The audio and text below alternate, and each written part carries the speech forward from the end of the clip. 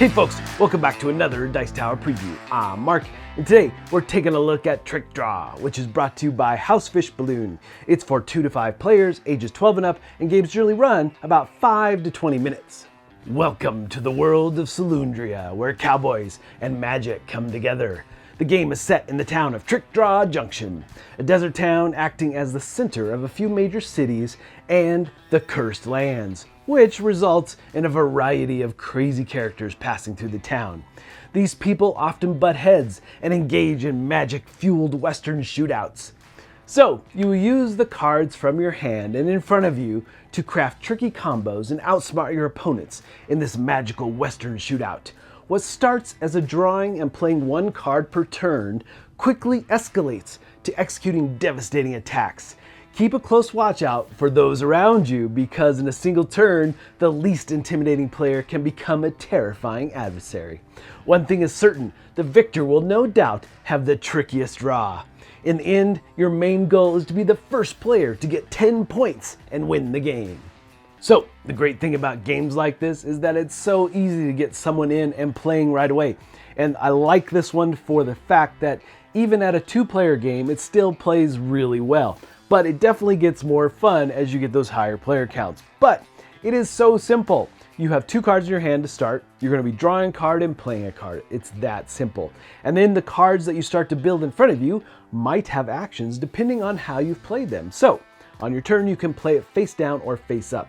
Playing it face down gives you points, and you are after points after all. Now, there's 2 other cards when you played face up are going to give you points as well. Local heroes and rally cards are the 2 other ways to get points in the game. And there are some clinches as well, where if you happen to find cards like the treasure chest and the key, these played together will be an automatic win. So when you see one of these pop up, this would be a reason that you might flip it over on an opponent. Now, speaking of all the different actions of these cards, when you do play them face up, you'll see that they have various different abilities. And you can activate these, all of them on your turn, as long as you can pay the cost and discarding a card or whatever it calls for. And some can only be done once per turn, so you need to keep that in mind.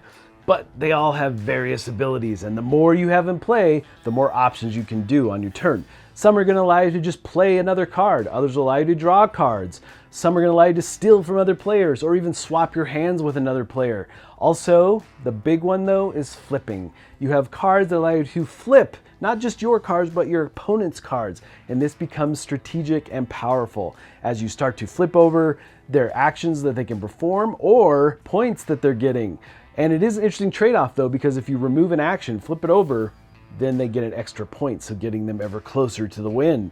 So it's really interesting how you put those different combos together and how you gear up for maybe that finishing blow where you get your 10 points. So a lot of back and forth, like I said, as the higher player counts, especially in those, you really have some just interesting dynamics as the cards keep flipping and you get new ones in play and you're getting ever closer, and just at that last moment, it's snatched away from you because someone swaps your hand and they're able to play your big 3-pointer card with some really fun back and forth. And the games play so quick that you can easily jump in and engage again. And again, you really just hope to be the player that has 10 points.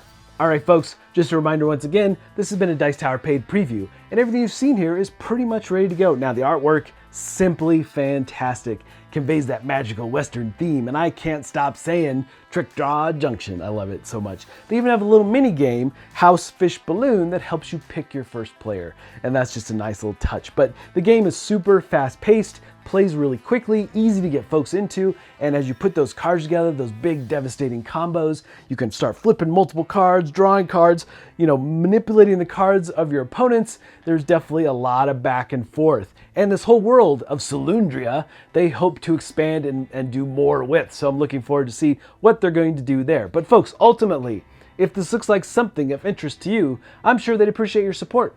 So I think that's it for me. And until next time, we'll see you at the table.